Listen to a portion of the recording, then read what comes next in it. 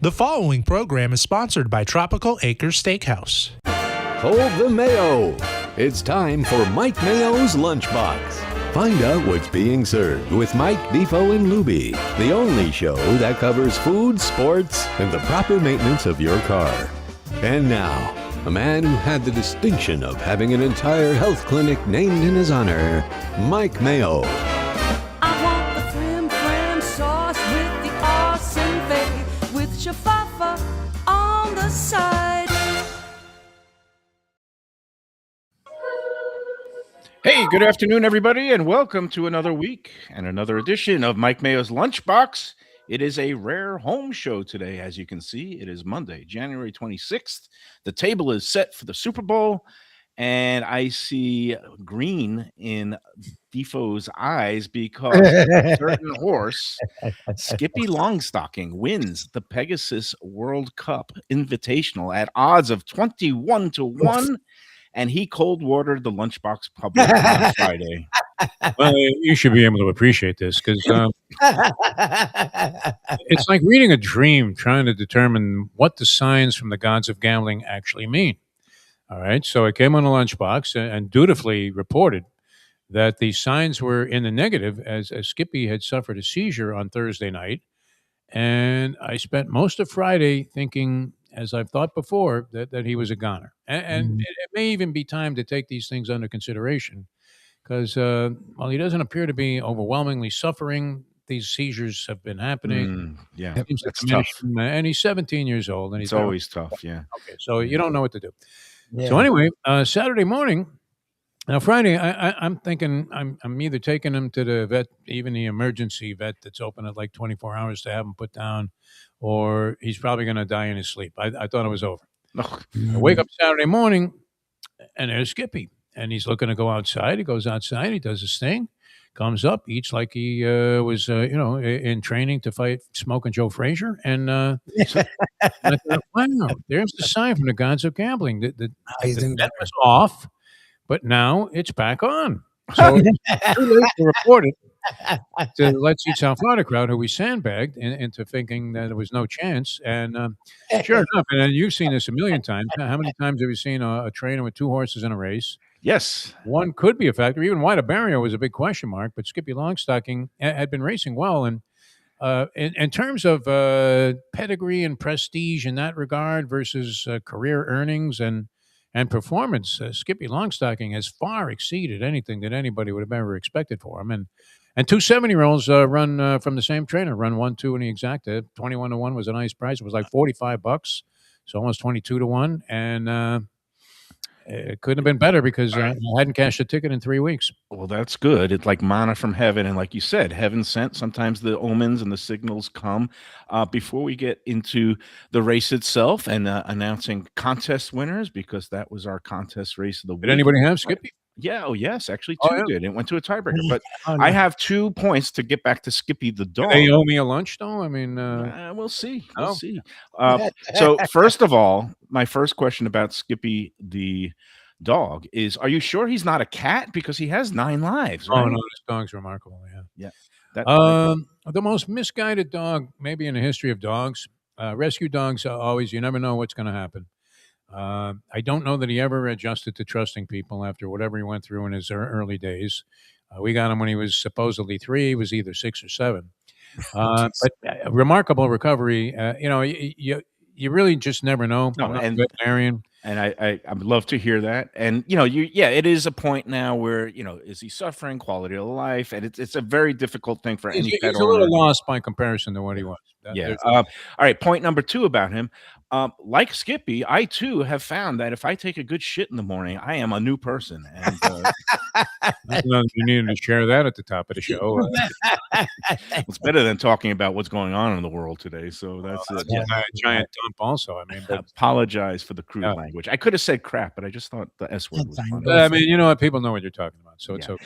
And again, for those who are in the middle of their lunch, I'm sorry to hit you with that imagery. Let's move on to more pleasant topics. Yeah, what brought that on? Are you on some kind of inebriation inebriant? I mean, No, I started a new pill today. If you drugs want, were the reason for that. if you want to get into the Mike Mayo health report today, I've actually started dry February early because I am on a new medication pill to conquer the latest malady that has afflicted me, which is a skin fungus called Tinea versicolor, which I've had in the past. And And he it's played quarterback for the Canes. Vinny Testaverde. Exactly. Tinea Yeah. Versicolor. Is that where you pull your hair out and eat it? No, that was what Dave wants. No, that's something else. That's no, this is actually a skin condition that is caused by a fungus that resides inside your body. A lot of times it's I think that's exacerbated. called herpes, my friend. No, No. it's blotches, and it comes up as red blotches, and it can be exacerbated by heat and humidity. And it was a very hot weekend, including Saturday at the Visit Lauderdale Food and Wine Festival, where I saw Lubie and his lovely bride Shirley came out, a rare day away from Luca. And but it was hot as blazes. I melted after 2 hours and eating 80 different bites, and it was quite the That afternoon. looked pretty spectacular. It was great. It was great. And got to give major props You to did a Phil great Cake. job selling cake. Another superb year. It keeps growing. It keeps getting better and bigger in the right ways. Because even though they had more restaurants involved and more events, again, everything was the right size. So even though it was a bigger crowd, it was not long lines. It was not, uncomfortable waits or anything like that. So kudos to The them. pictures, it looked like they gave you a portion that was satisfying every place that you went. Yes, that's the thing. Yeah. Is these Often places the you get a problem, portion and too. we had differences when we first started a show because I was not a fan of the food festivals. Of course, we weren't talking about Phil and Kate No, at that no. point, but I'd been to so many that I was so disappointed in. And there were only a couple that ever really were great. Alfred All's was a great one, and this is really great what they do. It absolutely is the way to do it.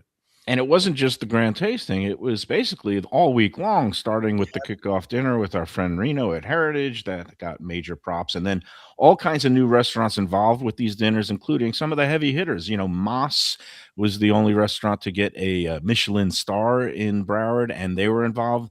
And then the others that also got recommended and shout outs from Michelin, like Daniel's Steakhouse, where we know them well, and also Evelyn's on the beach, and a couple of places hosted dinners. Our friends Alex at Juan's hosted a dinner on Wednesday night at the same time that the Even Keel boys hosted a dinner. And Oh, did you go to both? I hit both. I did a double header, but I Okay.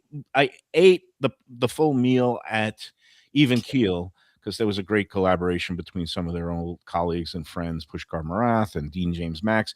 Great dinner. I mean, again, also not little bites. I mean, each of them prepared an appetizer, a main, and a dessert, and plus one of those little tapas amuse bouches. So, and they were not little tiny. What was So that? there was like 12 things. What was that last term?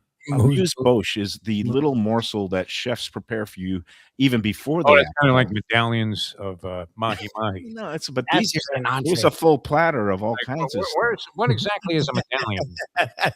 I mean, Fish called Avalon on South Beach. It was the first time I experienced anything off a menu called medallions, Yes. and I will never order medallions of anything again. So an amuse bouche is kind of like an hors d'oeuvre, where when you sit at like a fine dining experience, they first give you this little teasing bite, but it wasn't little. It was a platter of their fish dip, and I think it was like a pickled mussels that Brad and Dave prepared, and then Pushkar. It was just so much. It was an onslaught of food. I ate a lot.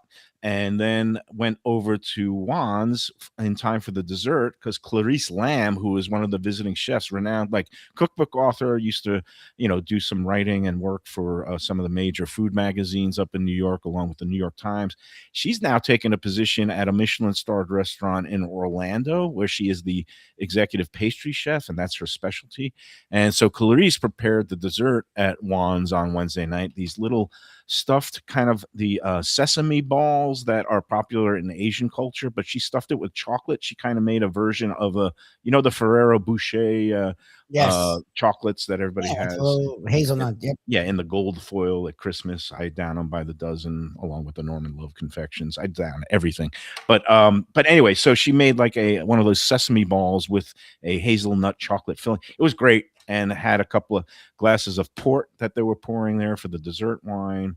Fantastic. That was Wednesday night. Then we get into and Thursday night, Asian theme walk and roll. I mean, a tremendous lineup. And our friend Tuan from Miso Japanese Tapas, he brought a 250-pound tuna to the party that he carved up like fresh sushi sashimi right off the fish. I mean, and it was great because there weren't that many people there. He was stuck with like a half ton of fish at the end. He was trying to peddle it to me, but I just.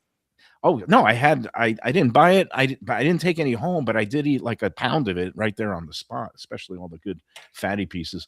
Then we go into the barbecue. Ken really missed something. I feel bad. How's he doing? Because Ken, the professor, big barbecue aficionado, Lubie, and he said that his household had the flu and he couldn't make it, which he really missed some spectacular stuff. I think he's doing fine now, but yeah, since COVID, everyone's gotten to this place where if you feel a little sick, you learn to not be a jerk off and go and infect other people. So I think he's fine.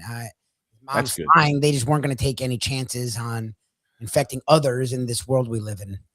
So the thing is, at the barbecue event, it's become a real kind of national in scope in terms of it's not just people from South Florida, although there was some great representatives from all three counties down here, including Apocalypse Barbecue, and they did their cafecito rubbed ribs again, and that was great.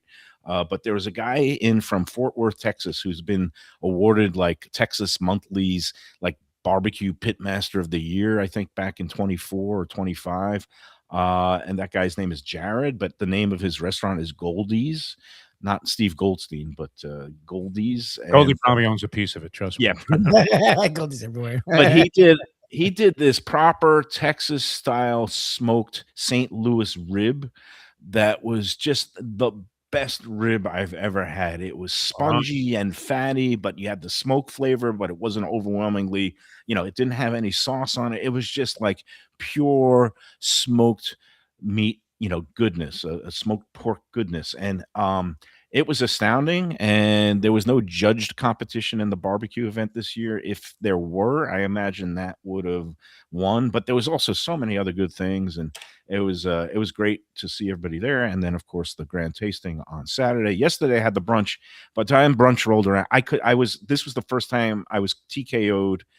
Val was sick in bed for a few days, kind of like Ken's household. And I started feeling a little, the Yiddish word is schwach on yesterday morning. So I kind of did not come out to the brunch yesterday, my regrets, but I did a lot of good eating over the weekend there at Visit Lauderdale. So kudos to Phil and Kate for that. You should get out there one of these days, one of these years. Defo, I know you're not the biggest Food Fest fan because I like what these guys do. I mean, look, they do a great job. That's why it's been so successful. I would have liked to have gone to a couple of those events. I could have appreciated it. And the pictures really did on Let's Eat South Florida tell the story. This was one of those food festivals that was well worth attending. And look at the people that were involved. It was fantastic. They've done a great job uniting the culinary community, if you will, here in South Florida and making a great presentation for people to enjoy. So congratulations, man. I'm glad you did so well. And these events are great. And like you said, like everybody in town, 80 local restaurants came, and every place I turned, somebody is shouting out my name, either a chef or restaurateur who I know and we've done things with in the past, or just Let's Eat South Florida members. This was your Super Bowl, Mayo. Yeah, it was my Super Bowl. I felt like I was Radio Row, like you would have had a Radio Row at the Super Bowl. I felt like an actual celebrity and not some grade Z.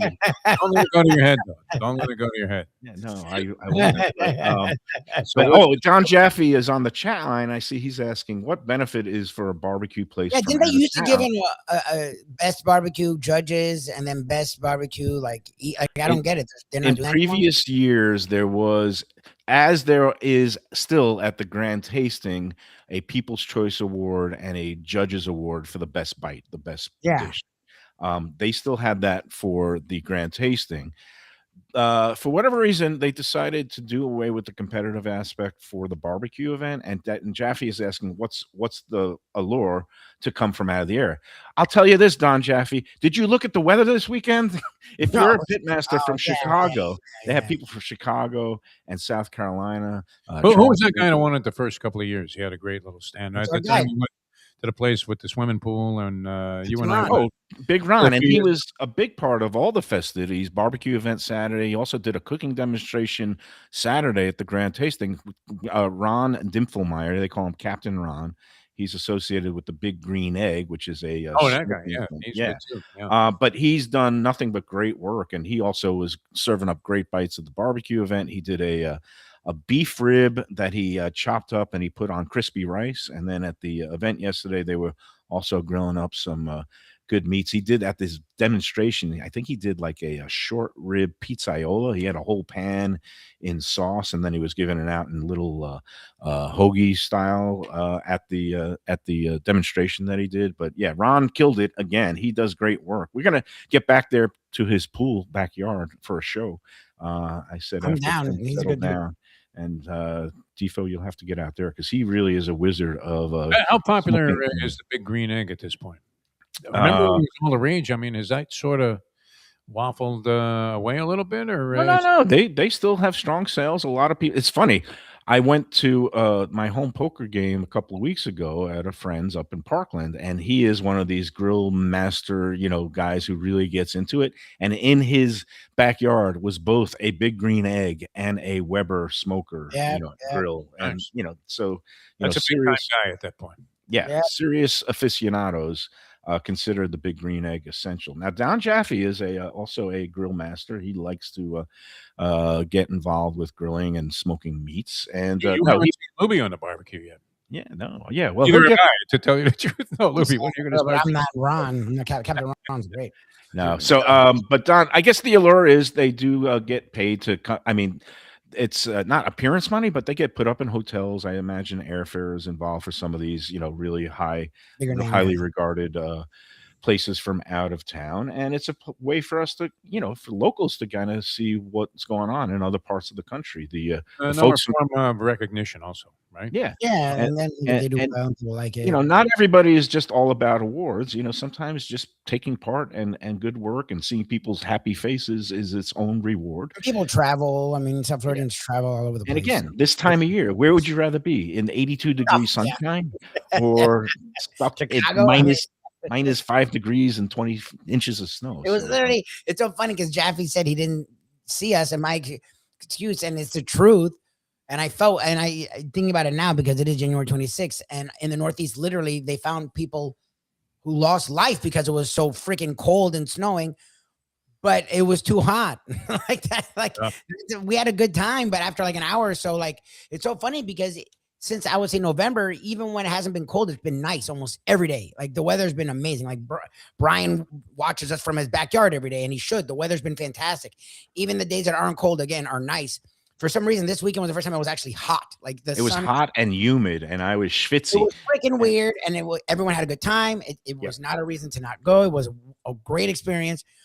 But being fair skinned, I can only be in the I can't do 4 hours in the sun like that, and that's it's not an issue, but there's shade, but it's not like the shade is in abundance because again, it's this time of year. This is unusual. Remember, it rained 2 years ago. And last year, I think the weather. It rained a couple of times, and then one year it was 50. It was like 52 degrees and windy, and that's the year that the Even Keel boys, Brad and Dave, won because they had the good sense to bring out their great coconut curry pumpkin soup with the little bits of shrimp or crab. It's funny. I can still taste that from when we were there, Even Keel. Now they also serve. That is a great treatment of any use of curry, which I'm a big fan of in general. They know how to use flavor and spices and seasonings, and it doesn't overwhelm you, and it's not spicy. It's not like people say, "Oh, I can't eat Indian food; it's too spicy. I don't like curry." No, you taste their food, and it's just like it's a just an explosion of flavors. Yeah. They also brought a soup this year. I think it was it was a lobster bisque. Now they rolled the dice on the weather and they lost, but they had the lobster bisque out there. That's Seinfeld, and oh yeah, Yeah, that was the Good for you soup. there. Don't let it just float right over your head. Come on. I'm sorry. I mean, Don't get so buried in what you're saying that good stuff floats. We'll have interplay. It's this new medication I'm on. It's really nasty. But don't blame it on your doctor either. I mean, that's you're like that's- Matthew Perry. I mean, what the hell? What is going on here? But anyway, the lobster bisque, it was despite great. it Even though it being, was hot, it was great. and they sold out of it. They ran out of it before the allotted 4 hours. You know, the festival runs from noon till 4 p.m. The first hour is just the VIP tickets, but 4 hours they were out of their soup. I think they said You've been by here for an hour. I don't, I get mean, that. it was their soup was fantastic. It was something when he was doing the their version of the dish that they had when we were there. They turned it into a full-on lobster bisque soup with some pumpkin seeds in it. It was really good. It was like my top 5. Like it was fantastic. Even that's how good it was. Even on a hot day, I would have gone back for seconds and thirds. Like it was really good. And let's get back to, you talk about top 5. When I go around doing all these bites and eating and trying to award, my nominations for the judges. Now, I don't know how many judges there were because we don't have a huddle at the end like we used to. It's basically everybody just sends in their top pick to Phil, and then he collates them. But it just so happened to be that what was my top pick happened to be the Judges Award champion, which was this pizza slice from Pizzeria Magadino, which is a food truck / pizza operation that's based out of Gulfstream Brewery in Fort Lauderdale. And it was an amazing slice. And it wasn't just me, because I went around, I had a food taster at my side, a local chef by the name of Quee, who was able to get the day off. And he came around, we were doing bites together. And then I also ran into my old colleague, Mike Stocker, a photographer at the Sun Sentinel, who was there shooting on assignment for the Sentinel. And he also goes around and eats various bites. And we all agreed that this was our favorite bite. So I felt good about sending it in as my top pick, and I guess a number of other judges did as well, because Pizzeria Magadino for this, it was a vegetarian slice that was kind of like my favorites at Pizza Spot and Pepe's. The tomato pie didn't have any cheese on it, but it had sliced zucchini. It also had some other vegetables on there and some of these nice herbs, and on top, it's something I'd never seen before, which was, those, I don't know if you eat much sushi, Defo. I know Lubie does, but the ikura, which is like those little red balls. It's salmon roll, right? All right. But this wasn't salmon roll. He had little red balls on it that were comprised of vinegar. It was like bursts of vinegar that somehow he got into this gelatinous form and made that a would little. appeal to me a great deal. Yeah, and that is what put this. Right.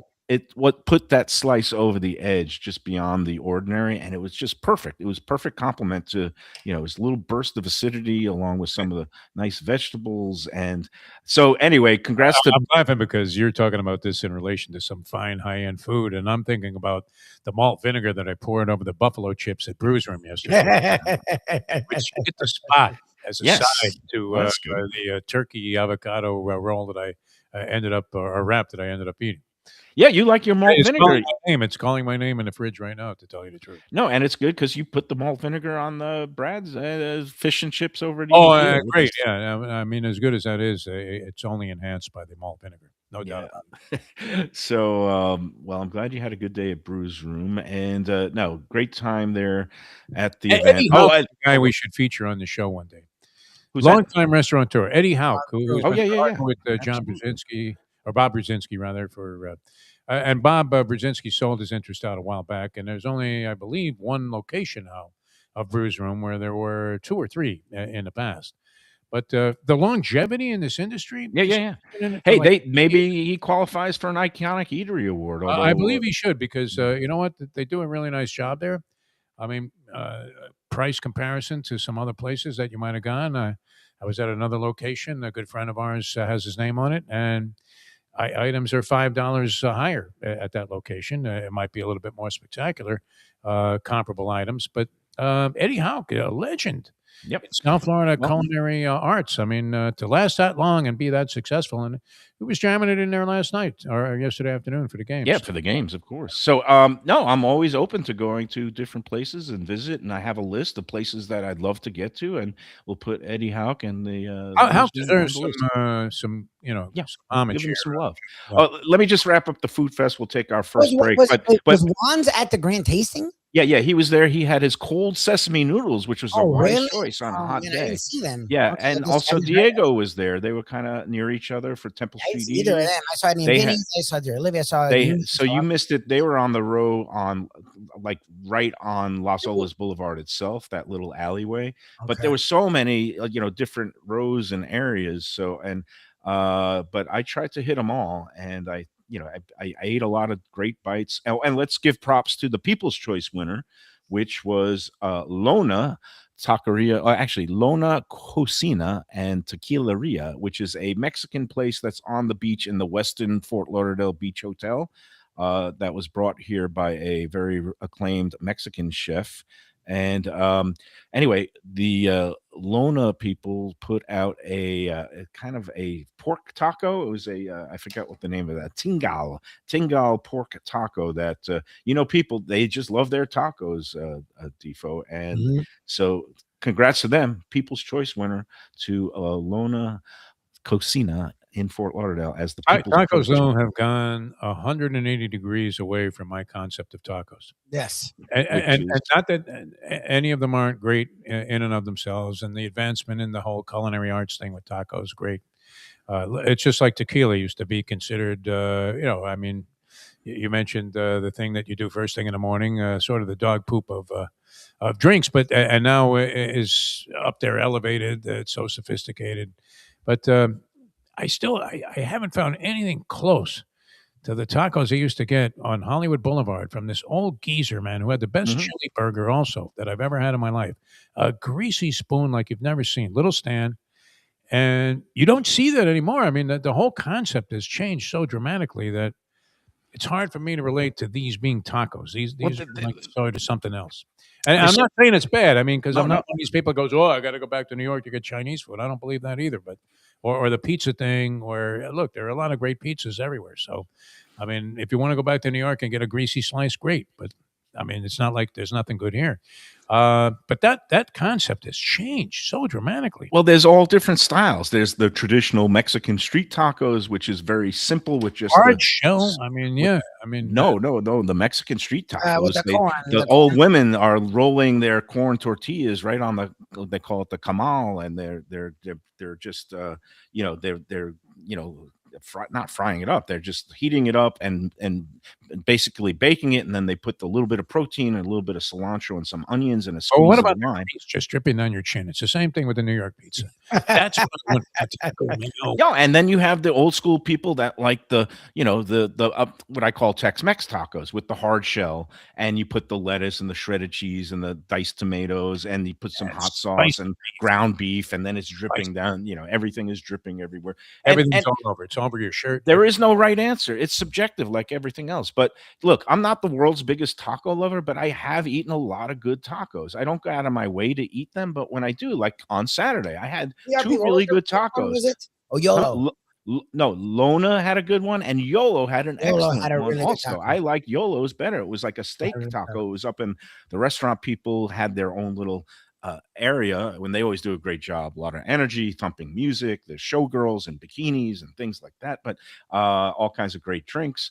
But they had a steak. It was a Wagyu steak taco from That was really good. Yolo that was also well balanced, all kinds of different toppings on it, but it wasn't too busy. And I thought that was excellent. And again, people love tacos. People love cheesesteaks. I'm going to be doing a cheesesteak event later this week with our friend Evan Darnell at the Red Meat Lovers Club. The boxing cheesesteak battle is going to be coming up Thursday night. And you can get tickets now at ribcagebattle.com is the easiest way, or go on to the Red Meat Lovers Club site at rmlclub.com. And if you use the promo code Mayo, you'll get an extra $20 off your tickets. $20 Gonna be, off? Wow. yeah. Going to be a good night of boxing and cheesesteaks. Unfortunately, Brian from Wicked can't take No? part. No, but I've got a couple of the guy from Burger Stop up in Coconut Creek does that cheesesteak that they render in duck fat. It's a very rich thing, and but it's going to be one of the competitors there. Our friend Eddie Pizzoli from Dear Olivia, and they're going to be represented at this cheesesteak battle. So I'm looking forward to. What Again, about Steve Monterano, known for his cheesesteaks? he is, but he's not participating. There's 6 contestants on Thursday night, but they have all kinds of good people coming out with various representations. So if you're into cheesesteaks, and I will be for the night on Thursday, it's one of those things where, again, I don't go out of my way to eat them all the time. I find it a little too greasy for my aging plumbing, but I do like to eat The them. Boston beef sandwich, though, at Wicked Cheesesteaks gets rave reviews. Yeah. Oh, it's great. You bring up the place. It's a great People sandwich. always say, I mean, and these are Bostonians that are putting their right hand up and putting it on the Bible and saying, as good as anything I've had. Well, I still have the Brooklyn style, which is just give me the roast beef on a bun with a little au jus. You can spare me the cheddar cheese and the barbecue sauce and all chazarai, the mayonnaise. But I think we're going to be at Wicked on Thursday afternoon. We'll catch up with Brian right before. So I'll do a cheesesteak double, bang, bang, so to speak. So again, go online to ribcagebattle.com. Get your tickets now.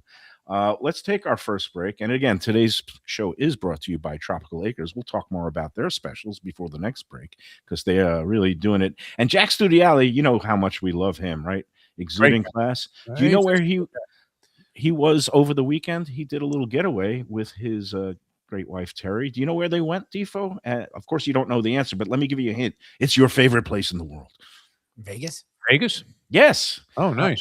AC, because Tifa likes AC as well. He went to No, I mean Vegas over AC if you can tolerate the the time it takes and the extra hassle. But yeah, I mean Vegas blows away Atlantic City. There's no doubt about it. Let me tell you what they did there. They got tickets to see the Eagles at the Sphere. Oh, that's big. And the Sphere is that great globe that it's supposedly in fantastic place to see concerts. So I'm waiting to get the review from Jack and Terry. But the Eagles is one of those bands that I didn't really truly appreciate at the time that they were at the height of the popularity in the mid 70s. Val is a huge Eagles fan. All of them. Who was it? Don Henley. It does a great job. I mean, Vince Gill, the country guy that joined the Eagles after Glenn Frey checked out. I mean, he might have been with him. I don't know if he was playing with him at all when Frey was part of the band, which big part of the band. He was a founder with Henley, but he does a great job. And then the guy from Poco, who was the bass player, sweetheart of a guy. He died also last year, but I don't know what they've done to replace him. But Vince Gill is great as part of the Eagles. Absolutely great. Good. Yeah. Hey, speaking of checking out, I did want to say a quick rest in peace to somebody that it was a cult classic figure hero in the New York metropolitan area when I was growing up and in high school. Uncle Floyd Vivino. I don't know if you ever heard of or saw the Uncle Floyd show, Defo, but he was a musician. His brother, he actually came from a family of musicians. His father was a band leader. And his brother, Jimmy Vivino, was the band leader for Conan O'Brien's show for a stretch when it was on NBC. Floyd Vivino was this kind of comedian, entertainer, and also a musician. He played the piano. And he did these kind of raunchy adult shows in New York when I was in high school at the Bottom Line and clubs in New Jersey all the time, the Stone Pony. He was great. And he had a TV show that started off on UHF. You remember UHF channels? Yeah, I watched Zachary on there. Soupy Sales might have even been part of that whole thing. Channel 68. Alan Burke Show. Remember the Alan Burke Show? Yeah. Well, Channel 68 out of New Jersey was where the Uncle Floyd show was on. I remember a couple of my high school buddies turned me on to it. And not only I was a fan, but David Bowie and John Lennon were fans of Uncle Floyd. They used to go check out his shows. So rest in peace. Randy Meisner, by the way, is the name of the guy who checked out from the Eagles. He was in Poco, came to the Eagles, and he's great. If you watch the documentary, History of the Eagles, which is a 2-part thing, fantastic if you ever get a chance to see it. If you didn't like the Eagles, you would have to enjoy what they did after watching this documentary. One of the best rock documentaries I've seen. And Meisner just comes off as such a sweetheart of a guy. He died a few years ago, so I guess they've done a decent job of having somebody come in and fill his role.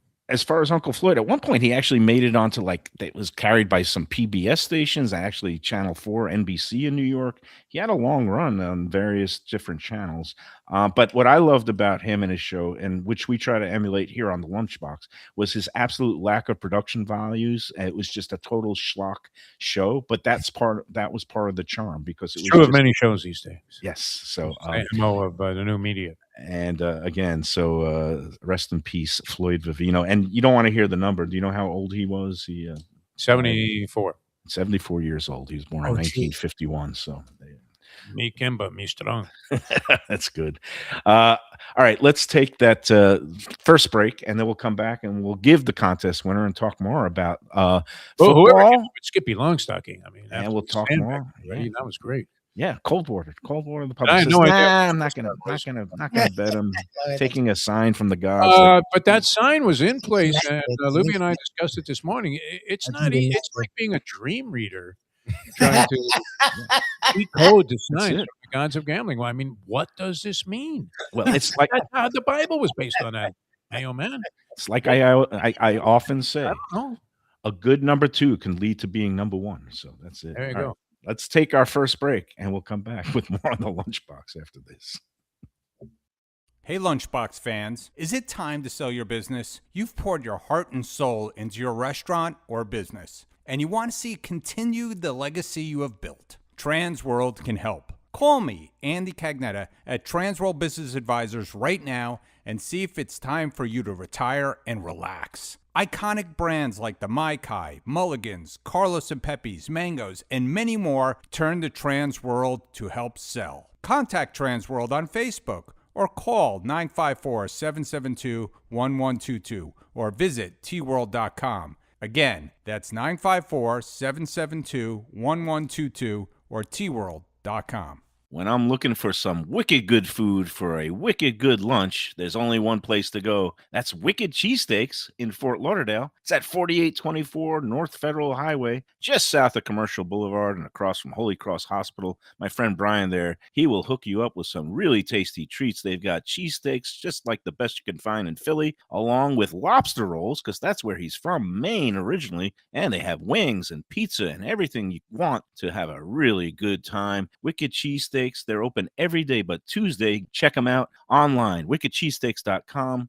Tell them the Lunchbox sent you. Guess who's back and better than ever? Juan's. For the best in classic old school Chinese cuisine, a family-run South Florida favorite since 1966. It's at 664 North Federal Highway in Fort Lauderdale, open every day but Tuesday for lunch and dinner. Chef Alex is carrying on the family tradition that started 4 generations ago. It used to be known as Christina Juan's Mandarin House, and you're going to love it as Juan's. They've got all your favorites: wonton soup, spare ribs, egg rolls, dumplings, Peking duck, and more. Combo lunch specials daily and takeout and delivery. For more information, go to their Instagram page at wans.fl. If you're looking for a great place for steaks, seafood, and more, go to Tropical Acres Steakhouse and Butcher Shop. It's at 2500 Griffin Road in Dania, just west of I-95 in the airport. They've been there a long time, since 1949. That means they're doing something right.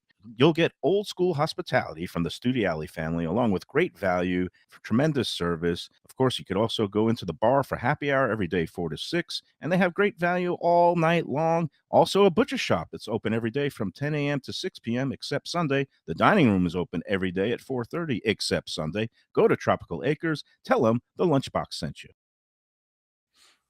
When people come to me and say, Mike, where should I go out to eat? I got guests coming from out of town. Where should we go? Cafe Seville. That's the answer. 2768 East Oakland Park Boulevard. It's a Fort Lauderdale perennial, serving the finest in Spanish and continental cuisine in a cozy, friendly, comfortable setting. Joey Esposito and Sally, his better half, they've been running the place for a long time. It's been open since the 1980s. They got great Spanish classics like paella, shrimp with garlic sauce, and all kinds of great seafood dishes. The stuffed veal chop, that's my favorite. Go to Cafe Seville. It's open every day but Sunday at 5 p.m. for dinner. tell them that the Lunchbox Mayo and Defo sent you. If you like seafood in a comfortable setting, outdoors, even keel fish shack at the corner of A1A and Commercial Boulevard in Lauderdale by the Sea, upscale food in a down-home setting, the chef owners, Dave and Brad, do a terrific job with all the seafood classics that you want. They have the best grilled oysters in town, bang bang shrimp, lobster rolls, and deli fish specials. They also have weekend brunch Saturday and Sunday. They have daily happy hour 4 to 7, and they also have other weekly specials like mussels on Monday and oysters on Tuesday. Go to Even Keel Fish Shack and tell them that the Lunchbox sent you. Hey, it's Mike Mayo. When the Brooklyn boy in me wants a good bagel with Nova or some matzo ball soup, homemade knishes, or a great deli pastrami sandwich on rye, you know where I go? Grandpa's Cafe in Dania Beach. It's been around a long time, an institution, but a little over a year ago, a pair of New Yorkers came in, bought it, and refurbished the place. It's beautiful, and they are now serving great breakfast, brunch, lunch. They've got the omelets. They've got eggs Benedict. They've got all kinds of great baked goods like rugelach. Grandpa's is just off Federal Highway on Southwest 1st Street in Dania Beach. It's open 7 days. Go in there, tell them that the Lunchbox sent you. All right, we're back on the Lunchbox. It's a home show brought to you by Tropical Acres. Tropical Acres, where tonight is half-price wine night. That's always a good time. 2500 Griffin Road in Dania Beach. And for reservations, go to... Oh, actually, you got to give them a call. They're old school in every way. 954-989-2500. Tropical Acres. Get your reservations today for Valentine's Day and Valentine's Day weekend. It's coming up. Valentine's Day is on Saturday this year, or the Friday night, 13th before is always a good time to get in before the crowds. Tropical Acres. I love them. And they also have a butcher shop if you want to get in there and just pick up some steaks to throw on the grill at home. We love Tropical Acres, in business since 1949. And the Studielli family, nothing but class, service, quality, and selection. All right. Let's see. Let's get into... Oh, first of all, I also started during the break. One of the spots we saw was for Cafe Seville. And I am very excited because tomorrow we're going to be having a show at Cafe Seville with our friend Andy from T-World, Transworld Business Advisors. And Joey, very, very skittish. He is camera shy. I hope he shows up. Sally assures me that he will show up. But he needs to get his plaque as an iconic eatery. Do you know that Seville is celebrating their 40th anniversary this year, Defo? Wow. I may have been going there almost since the beginning. Well, it was originally owned by a pair of brothers from Spain, and then they sold it to Joey and Sally in the late 90s. So they've been operating it now for almost going on 27 or maybe almost 30 years, and they have maintained quality. I mean, great place for Spanish food, and just a great place to hang out. It feels like Cheers every time I go into that bar. So again, freshest fish there too. I love them, and I can't wait to actually try to get him on camera and maybe get some stories and see if he also had Skippy Longstocking. So all right, let's get into the race itself. Did you have exactas or just flat win money? How did you cash in on your God-given omen? Well, it's a total lookout, man. I mean, let's face it, everybody had given up on Skippy Longstocking, 21-1. These are odds that are not necessarily equated with horses that are likely to win the race. My friend that day, Jersey Khan, was having the most phenomenal day I've ever seen a guy have at the racetrack. I mean, he was hitting everything, and not only was he hitting everything, but everything was explosive in terms of the payoffs. Mm-hmm. And I was getting buried. So it was a somewhat subdued allotment that I put on Skippy Longstocking. There was a little exacta money and some win money, and other than that, but the payoffs were so generous that it more than made up for possibly the last 3 weeks of just getting buried. Okay. I was touched early on the day by a kiss of death. A guy, and we talk about this all the time. If the guy makes physical contact with me, I never cash a ticket after that. This is a guy we call Butcher Mike, and. So what happens when I walk in? I'm feeling pretty good about everything. I'm going to play a bunch of pick fives that my partner and I usually put in on Saturday. And I go there just to do that. I wasn't going to bet anything else. And sure enough, what happens? Kiss of Death Mike comes over to me and touches me. And I'm like, told my partner, I said, you want me to burn the tickets? You want me to go ahead? What do you want me to do? Because we're finished, right? So I continue to proceed to get crushed in the most hideous of fashions. I mean, losing photos, this, that, the other thing, inquiries. And so I was pretty frustrated with it and ready to give up gambling for life. And then I put in a small amount of money on Skippy Longstocking and managed the cash. So with White, it was a night exacta. Job well done. Well, I don't know. It was total luck. Let's face it. But the thing is this. All right, you said you liked Tapan Street on Friday, and that was the horse. If that horse had been there, imagine my 5-7. Yes, that would have been your 5-7. That would really be better than the 5-11. Me, what do? I do my 7-11. I had all kinds of money on White Barrio. I thought a lot of back class past, winner of the Pegasus, past Breeders' Cup. Going for 2 in a row. Hadn't been done before. He hadn't raced since August. Late gate scratch at the Breeders' Cup under very unusual circumstances. I mean, Safi Joseph, the trainer of both Skippy and White Barrio, really was taking a lot of heat and trying to prove something. He took a beating for that. Was that not the most unjustified things you've seen since Ice? I mean, no, I've never. But did you see his emotional breakdown after the race? He loves White Barrio. He didn't even care that Skippy won the race. He cried on NBC because so many people were just questioning about White Barrio, and White Barrio not only acquitted himself well, he looked like he was the winner at about the 16th pole, and then Skippy comes roaring down and gets him in the end. But to finish 1-2 like that, what did the exacta pay? Do you know? Like $250 something, I think. Yeah, and all right. So here's my tale of woe. I was able to beat a favorite in the first leg of a pick 3. I had two $2 pick 3s alive going to the Pegasus Cup. 7 and 11. One of them I would have won like $400 and something. Oh, you left out Skippy. Oh my God! And the other one I came back. It would have been like 340 or 50. And I didn't do Skippy. And I also threw out Disco Time. I just threw out the one hole. Disco Time was a good move. Yeah, and that was the right move. And of course, I ended up screwing myself because I didn't play the longer price in the pick 3s. And instead of being in black for the day, included Skippy and then Skippy wins, and I was very happy. Look, that's a class where he's not only has Skippy been around a while, 7 years old. He might be. He's near the top of like the all-time earnings list. But he's a grinder. He always shows up. But this was the first time he won a Grade 1 stakes. He's always been at that level where he wins Grade 2. He wins at Charlestown, and this, that, and the other thing. He wins the stakes there. Good for him, and bad for me, but also good for a certain person that is on the chat line that I ran into on Saturday, and now she's mad at me because I saw her earlier in the day. She said she wanted for I'm talking about Lisa Koch, by the way. They were there. Oh, I didn't know they were at Koch clan went to Gulfstream yesterday. A whole bunch of winners, the other members of her family who had won contests in previous months went with a bunch of other people. And Joe Beja took care of them, I understand. I hope everything went well, Lisa, but brought some paying customers along with some contest winners. And anyway, the contest this week, there were 2 people that had Skippy.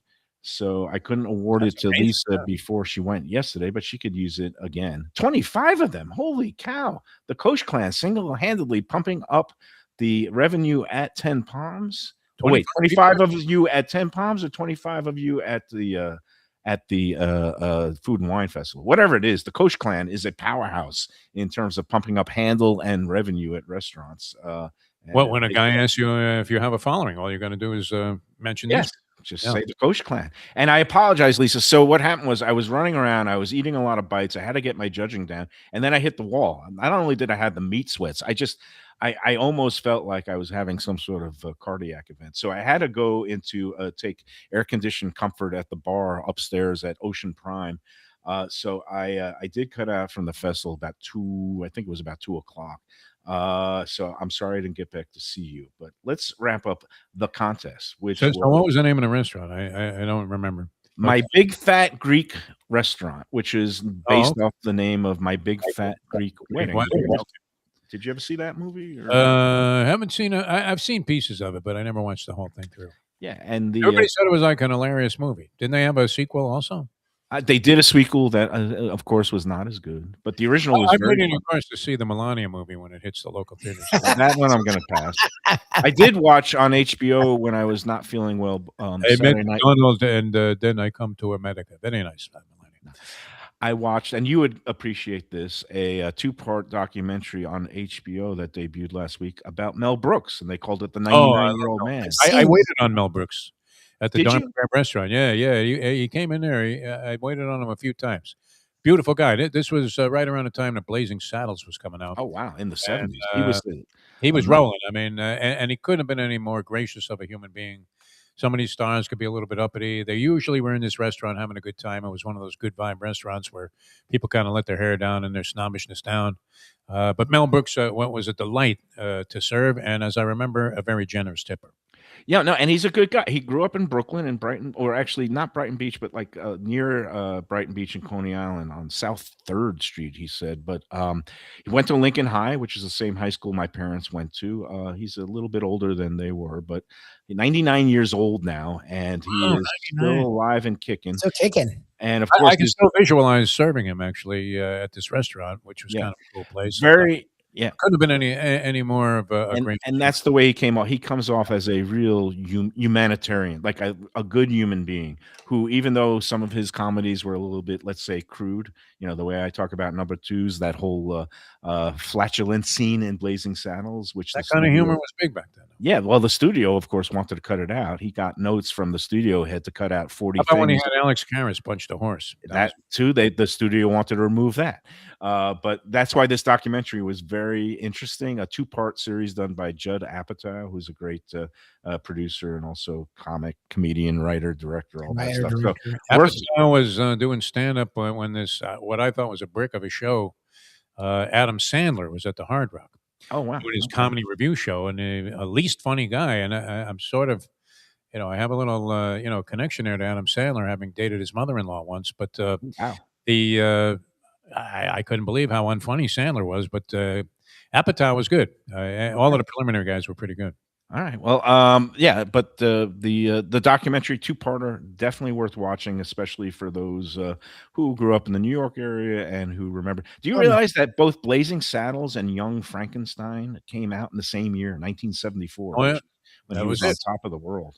And the guy's longevity is amazing. His first, 99. real. Whoever makes 99, nobody gets out of their 90s. Not only that, but his Absolutely. first claim to fame, his first breakout after being a writer and behind the scenes was with Carl Reiner as the 2,000-year-old man. So that's why the name of the documentary is the 99-year-old man. I don't know if he's going to make 2,000, but he's pretty incredible, and he's had all kinds of different phases in his life besides the movies. And then when he produces The Producers on Broadway, and it becomes a smash breakout hit with Nathan Lane. Anyways, really worthwhile to watch. All right, contest, let's do it. My Big Fat Greek Restaurant was the restaurant. Again, I was alluding to the winged horse Pegasus for the Pegasus Cup, and they have Greek wings at My Big Fat Greek Restaurant, which is on Griffin Road, very close to Tropical Acres. Number 2 part was number 5, Skippy Longstocking for the winner of the Pegasus. 2 people had that. We don't give a runner-up prize anymore, but one of them had the Rams yesterday, but Lisa Koch had the Seahawks, and she almost nailed it. She had the Seahawks by 3. Wow. And they did end up winning by 4 points, holding on.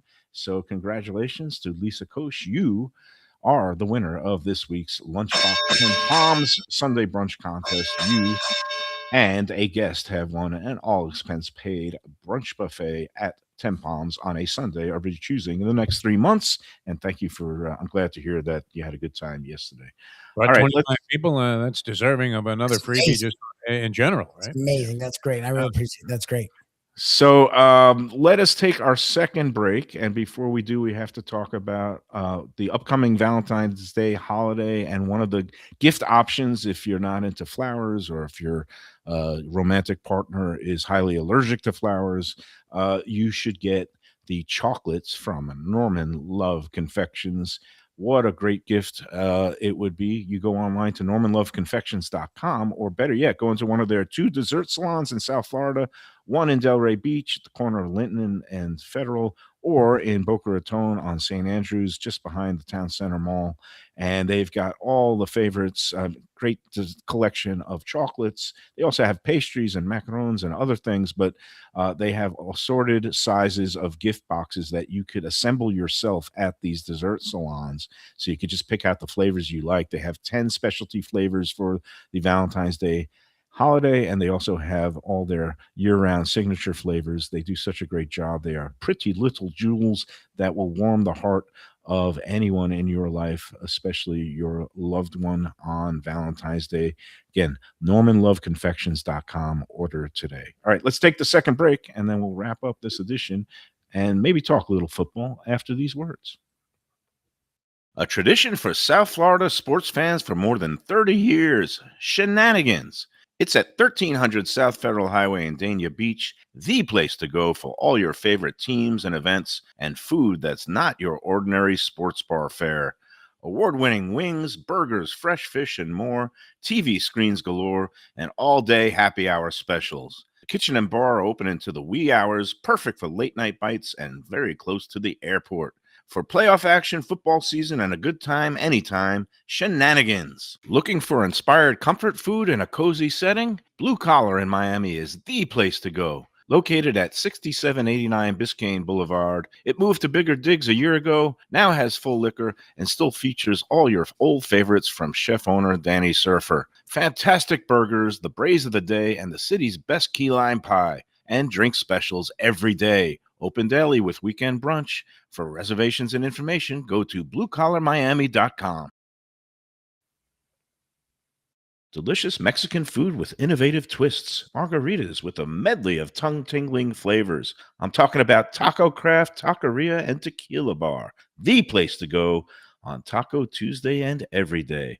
It's located in Lauderdale by the Sea at Plantation Walk and Coral Springs. Taco Craft has specials every day, including bottomless drinks for Sunday brunch and Taco Tuesdays, including their new birria tacos with bone marrow broth. Oh, it's so good. They've even made a taco lover out of me, and they've got so much more, including fajitas, that open-faced smashed cheeseburger tortilla that's new, and a guacamole sample that's an explosion of flavors. The kitchen is open late. There's delivery and takeout. For more information, go to tacocraft.com. Tell them Mike Mayo, the Lunchbox, sent you. Hey, it's Mayo for Gilbert's 17th Street Grill. You know me, I love family-run places with quality food at fair prices served with passion and pride. And that's why I love Gilbert's. For more than a decade, Lenore, Beth, and Richie Gilbert have been serving up the best burgers, wings, ribs, salads, and desserts. It's a fast casual spot. Everything prepared fresh to order from an immaculate open kitchen. They're at 1821 Cordova Road in Fort Lauderdale in the Cordova Shops just south of 17th Street. Open every day but Sunday.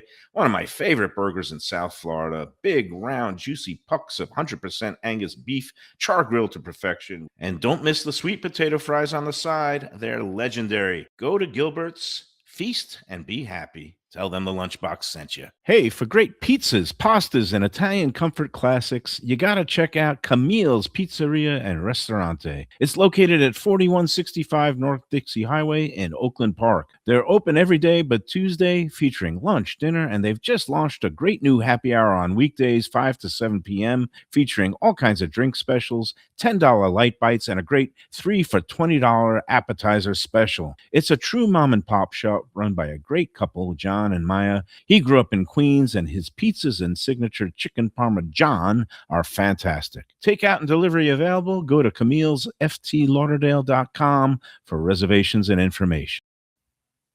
The finest quality, warm hospitality, and world-class creativity. Those are the ingredients that make Daniel's, a Florida steakhouse, a special place. Come experience the restaurant that's Michelin Guide recommended and totally Mike Mayo's Lunchbox approved, with an impressive collection of steaks, seafood, and more, like their foie gras creme brulee. Daniel's is located at 620 South Federal Highway in Fort Lauderdale, just south of the New River Tunnel, open Tuesday through Sunday for dinner. For reservations and information, go to danielssteak.com. Fresh local fish, a sophisticated setting. I'm talking about Corvina Seafood Grill. It's at 110 Plaza Real South in Boca Raton, just south of Palmetto Park Road. It's the place to go for the freshest and local seafood and fish, some of it with a Peruvian twist like their great ceviches. It's open 7 days for dinner. They also have happy hours 7 days a week. You don't want to miss it. It's a great place. CorvinaBocaRaton.com for more information and reservations. Tell them the Lunchbox sent you. Same great Thai food, beautiful new location. I'm talking about Eat Thai, now in Boca Raton at 6299 North Federal Highway. Thai cuisine is having a moment, and Chef Sopanut makes some of the best in South Florida. A hip and modern spot with authentic Thai street food and some innovative twists. The spicy oxtail soup, Thai bouillabaisse, shrimp ceviche, and classic noodle dishes will wow you. And they now offer full liquor and craft cocktails too. Open every day but Tuesday for lunch and dinner. Go to eatthaiflorida.com for more information. All right, we're back on the Lunchbox. Lubie, you look very fuzzy to me. I don't know what's going on. And can you hear me? Yeah, you're fine. Just getting Defo back in. Defo looks as sharp as ever. And Lubie looks great. Did you notice the shirt? Your shirt, it looks like an Anthony's Runway 84. I have one of those pullovers. They said it was very exclusive. How did you get one? I was there when they gave them out. Give us all one. We all got one. I happened to find it in the closet a little while ago, and I've been wearing it you can tell when people kind of look and go, well, sure looks good on you. So I like it. I really enjoyed it. Yeah, no, they gave it to us when we did one of our Lunchbox shows there, Mark Falsetto, Anthony Bruno. And it is a very comfortable pullover, especially very nice. And long sleeves too, in case you want to block the sun out. You're on the walk of life, like I was just a while ago. And this time of year, when it gets a little wintry or cooler outside, or you go into a restaurant and the air conditioning is too high, like I've gotten to that point where I go into restaurants now and say it's a little drafty in here. I got to go get a sweater. Oh my! This is how I know I'm old. I'm going to be 60, and I feel like I'm 80. Let me play a piece of sound for you here before I lose it. Okay. I might have lost it. Okay, keep talking, and I'll dig it up. So, let's talk football because the Pats are back before the Dolphins ever got a sniff of the postseason again. Just when you thought. Skippy Longstocking rolling down the center. Rolling. Skippy's got it won. It's an upset in Pegasus 10. It's Skippy Longstocking. There you go. Pete Aiello. Pete Aiello did a really good call. He's great, man. It was broadcast on NBC nationally. Usually, sometimes they have Larry Colmus, who's their usually Derby announcer. Yeah. Larry Colmus was on the property, but working for FanDuel on Saturday. Both are great. Along with our friend Caton Bradar. But Larry looks very dapper. He lost 60 pounds on the Zep bound. He's open about that. And unrecognizable from before, as you said. But although I don't know, I didn't think he was so overweight before, but I guess he was. He got he was like my proportions at one point, where he was rounder than he was tall. But now he's gotten himself into really tip-top shape. Looks great. But Pete Aiello did the call, and that very end, at the end, after talking about Skippy rolling down the lane, he also said, "And the local boy makes good," referring to jockey Tyler Gaffleone, who grew up right here in Davie. And now Tyler is riding all over the country. He goes up to son of Steve, grandson of Robert. Okay, and I did a lot of interviews with Robert Gaffleone when I first moved here, also known as Bob Gaffleone, more commonly as a rider.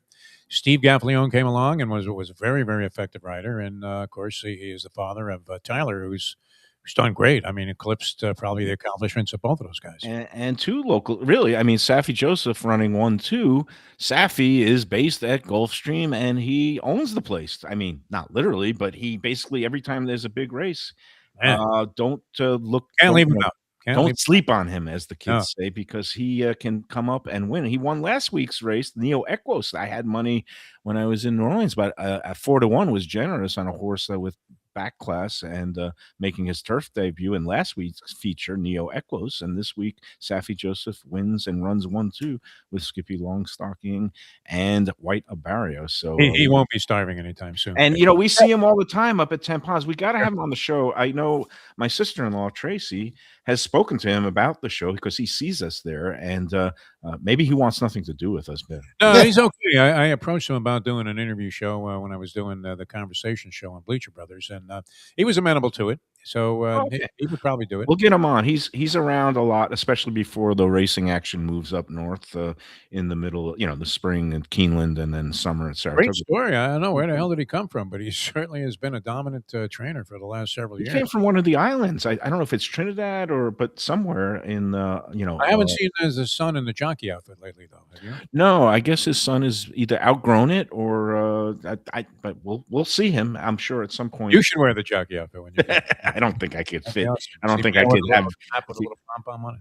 I don't know if I could get one leg in that outfit. Hey, let's talk football. All right, so the Pats are back and Seahawks are back, and nobody really, good stories in terms of Sam Darnold reviving his career in Seattle, and of course the Patriots. No more Brady, no more Belichick, but they're still here, even with new coach and Mike Vrabel and quarterback sensation Drake May. And they did what they had to do yesterday. They got a big gift in the form of, I thought really Sean Payton blew that game by not kicking the field goal, take the easy points, especially with a very inexperienced quarterback. But one person who's very happy about the Pats advancing is an old colleague of mine, Steve Svekis, one of the assistant sports editors at the Sun Sentinel. Do you know what he did, Defo? He bet them before the season to win it all. Yes, not just to win it all.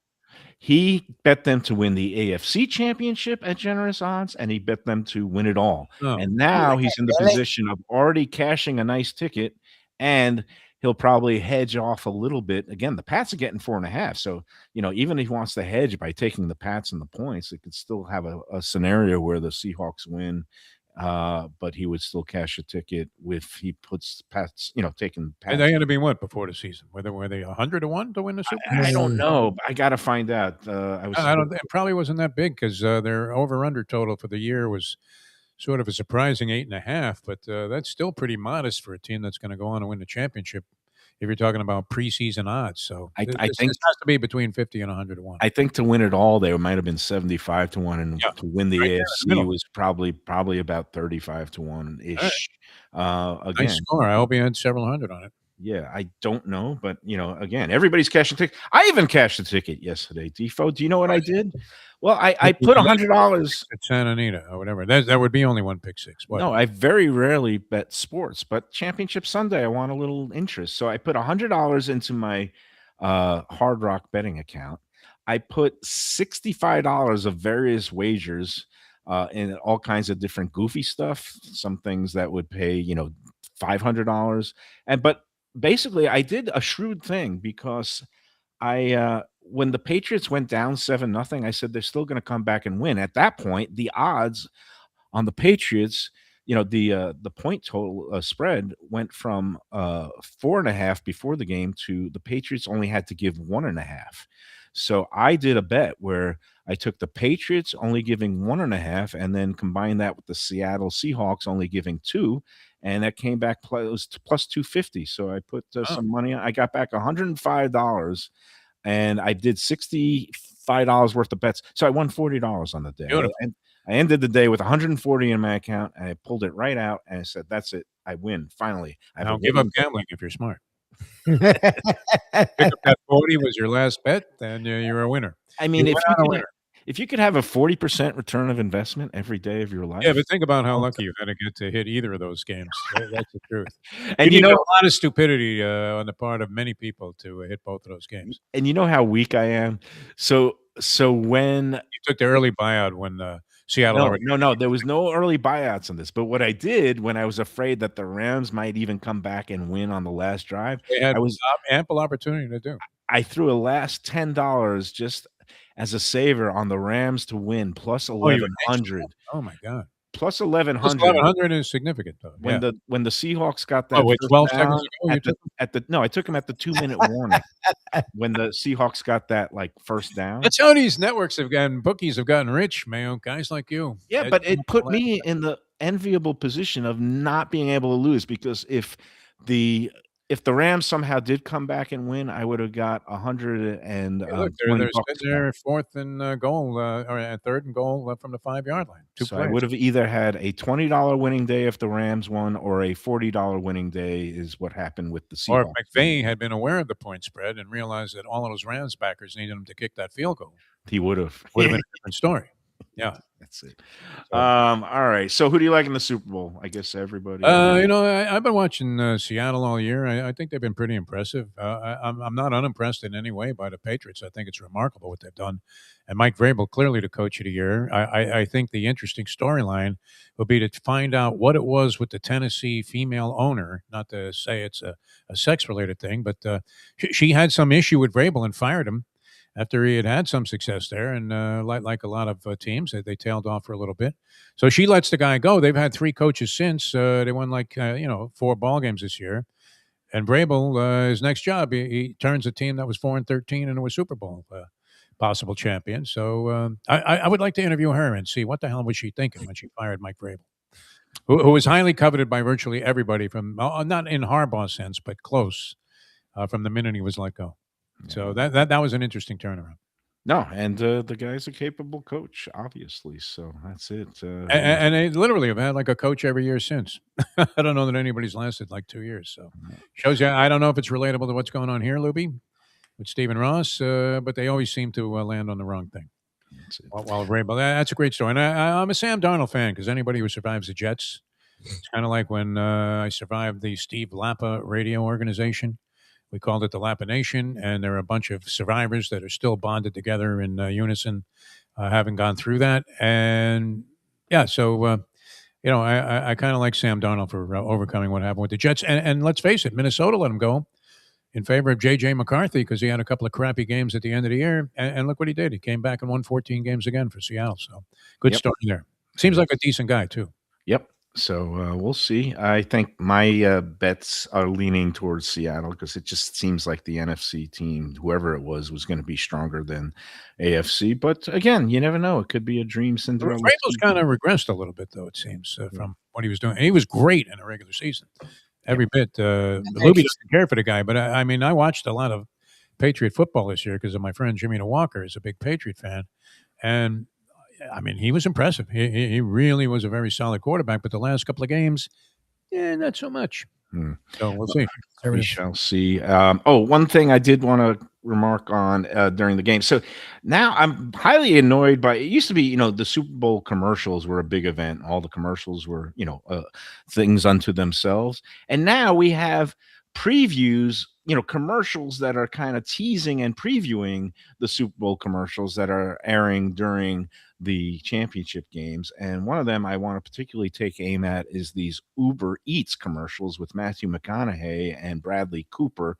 I despise Uber Eats. I think these platforms are ruining restaurants. They are rapacious, the amount of money that they take out of the pockets of, it's not just the restaurants and the restaurateurs now, but also the drivers. They're squeezing drivers more and more. I've been reading and hearing really horror stories, and they have all this marketing muscle and paying millions for ads and millions for celebrity endorsements. But please, if you care about dining and the local scene, do not order from Uber Eats or DoorDash or any of these third-party apps. Go to the restaurant yourself and pick it up. And if you can't, then try to see if the restaurant has their own delivery service or just save it for a day when you could go in there themselves. And I just got a text here from Christy Nome, and she has labeled you a domestic terrorist. Well, and there goes, look, if Uber Eats came to me and said, could you You're agitating. Sponsor? You're agitating. Well, no, but it's a form of protest that we cannot. I have moral, and this is a stand that I would take, and I would say if they came to me and said, "I'll give you $100,000 to be a sponsor of the Lunchbox show," I would say yes. But yeah. So where are you at in terms of integrity? Oh, I have none. No. But luckily, you'll be wearing a sweet shirt on the show. Never mind Runway 84. They are never coming to me to be a spokesperson. But and it's not just. Here's something I didn't realize till the New Orleans trip. I don't know if you ever take Uber rides or. I've Ubered. Lubie turned me onto it. Actually. Yeah. So. In New Orleans, we started, we Uber around because we were drinking and didn't rent a car and all that stuff. But what I didn't realize is the squeeze that the Uber, even the passenger platform, is putting on drivers. It used to be drivers would keep a bulk of the fare generated. You'd figure that Uber is taking 30, 35%. And these drivers used to be able to make $25, $30 an hour, now what happened, and the guy showed us we paid $18 and change for a ride. And do you know what the share going to the driver was? Because he showed up what he was going to be making from the ride he gave us. Oh Jesus! It's $9. $4.75. Wow. They are taking that over seems right. 70% now. See, I don't 70%. know, it's sort of inconsistent because I was with an Uber driver yesterday. He's one of my friends. We watch football together, and he drives Uber, make a little money in his old age, and he makes about $50 an hour. He works about 5 hours a day. Still Makes now? 50. Okay. Yeah, That's right here in South Florida. He's based he? in Fort Lauderdale area, and is he drives driving? 5 hours a day to grind out his $250 a day. He does it. Is that for Lyft or Uber? Because Lyft, Uber? I hear. He's Uber, and he. But I mean, look, there's also residual damage there because he just bought a car a couple of months ago, and he's got 17,000 miles on it. Exactly. Right. So- Well, no, that's part of the cost of being a driver. You got to have a, upgrade, keep upkeep of your vehicle and make sure it's in good condition and it's, something that's pleasant for people to ride. You have to have the car washed almost every day. It's amazing. Yeah. And sometimes in New Orleans, you also have to have it shampooed and vacuumed. They all had towels at the bottom of the back seat because people throw up so much. But I don't know what's going on in New Orleans, if there's just a glut of drivers or if they're trying to drive them out and making way That hardly seems worth it, though, to make for $4. automate. No, the guy says he's gone from making $30 an hour to not even $12 or $13 an hour, and it's just not worth it anymore. Oh. No, you can't do it at that No, point. with the damage and the expense to your car. But he held up his thing saying this is what he's making from our trip. So did you give him a 20 and make him? Yeah, I gave him an extra. I gave him an extra tip on the app, but then you don't even know if they're pocketing that now. Sometimes they're even pocketing more and more. You don't know what they're doing, and I'm opposed to them unless they come to me offering $100,000. Exactly. That's your price, $100,000. All right. Let's get out of here. Tomorrow we're going to be at Cafe Seville with Andy Cagnetta of Transworld. Wednesday, Juan's in Fort Lauderdale. Thursday, Wicked Cheesesteaks, I hope, with Brian. And Friday, back at 10 Palms for another great Friday of fun at Gulfstream Park. All right, that's going to do it for today. Thanks, everybody. Enjoy every sandwich.